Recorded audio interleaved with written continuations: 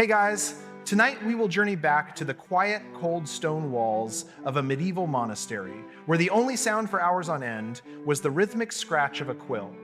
Imagine the dawn breaking, not with birdsong, but with the clang of a heavy bell, pulling you from a straw pallet into the pre-dawn chill. You're bundled in coarse wool, your breath misting in the air, contemplating a day spent hunched over a parchment, copying text by candlelight. Honestly, you probably wouldn't survive this for a week before craving Wi-Fi. So before you get comfortable, take a moment to like the video and subscribe, but only if you genuinely enjoy what I do here. Let me know where you're winding down tonight and what time it is for you. Now, dim the lights, maybe turn on a fan for that soft background hum, and let's relax and begin tonight's journey together. You trudge through echoing cloisters, your sandals whispering on cold stone, the air thick with old wood and piety. The monastic day begins long before the sun, typically around 2 a.m. for matins. It's a common historical fact that medieval monastic life was rigidly structured around prayer, work, and study.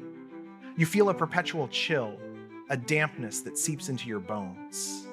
Staying awake for that first prayer service is almost a sport in itself. A holy game of don't nod off. Historians still debate whether the rigorous schedule was primarily spiritual discipline or a highly effective way to prevent boredom from leading to unmonastic activities. A quirky little-known fact is that some monks were permitted a small ration of ale, even at 2 a.m., making that early start a little less daunting, perhaps. After those early prayers and a meager breakfast, you find yourself heading towards the Scriptorium. Pushing open a heavy oak door, the chill intensifies. It's a large, often unheated room, designed to keep you alert and conveniently the ink from drying too quickly. The silence is profound. It's a common fact that medieval scriptoria were often purposefully unheated to protect fragile parchment and ink from humidity. You try to warm your hands by clasping them together, but it's a futile gesture, your breath still pluming gently. Historians still debate just how common hypothermia was among medieval scribes. For a quirky detail, some scriptoria actually had heated writing boards, a tiny localized reprieve from the pervasive cold, a bit like a medieval hot plate for your hands. Your first task isn't always copying. Often, it's preparation. You carefully unroll a sheet of parchment made from stretched animal skin. This isn't paper, remember that crocodile dung sunscreen from last week? It's a common historical fact that parchment was the primary writing surface in medieval Europe, cherished for its longevity. You meticulously prick tiny holes along the edges, then rule faint lines across the surface. Then there's the ink. It's typically made from lampblack, gallnuts, or iron gall.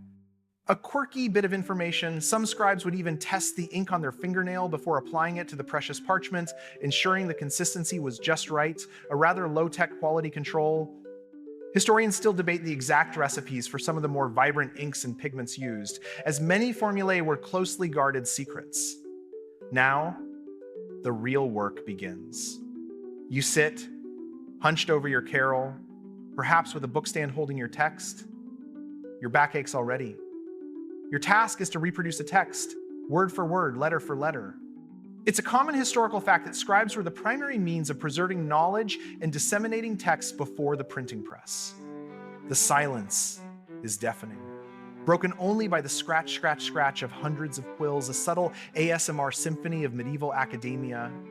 A quirky detail: some scribes would hum softly, or even sing to themselves to maintain rhythm and focus, a quiet defiance of the strict silence rules. Historians still debate whether this practice was officially tolerated or a discreet act of rebellion, a bit like humming a pop song during a very boring meeting. Your eyes ache, straining in the dim light. Good thing you have nothing else to do for the next 8 to 10 hours, eh? Not all manuscripts were simple black text on pale parchment. Many, especially for wealthy patrons, were lavishly decorated. You might be an illuminator, a specialist in adding vibrant colors and intricate designs. It's a common historical fact that manuscript illumination was a highly skilled art form. You'd carefully apply pigments, ground from minerals like lapis lazuli for blues, or even insects for reds, a process that could take weeks or months for a single page. It's like painting miniatures, but on a grand scale of a book, with no room for error. A quirky fact: Egg white was often used as a binder for pigments, creating a durable and vibrant paint, so your breakfast could literally become art.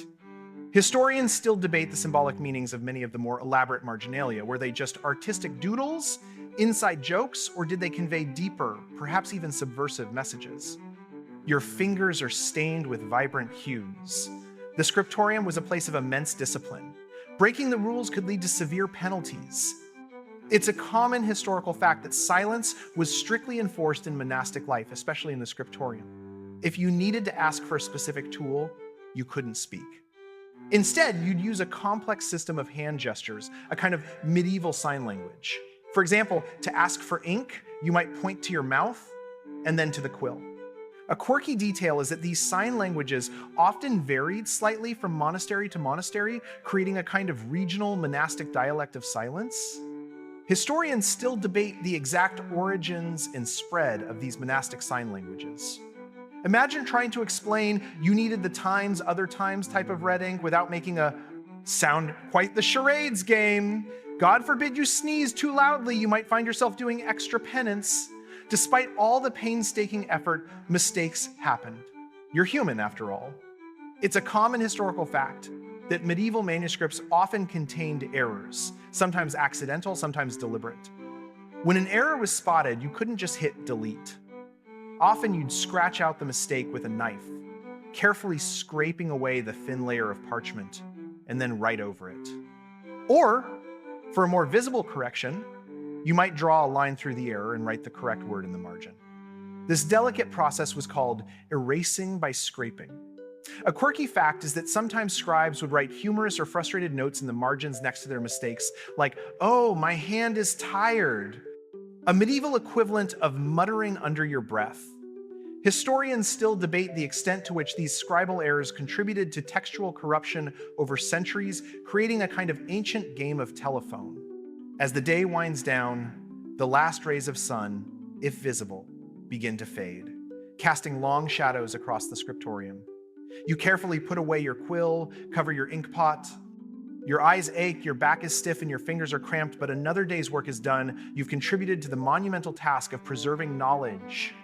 It's a common historical fact that without the tireless work of medieval scribes, much of the classical and early Christian literature would have been lost to us forever.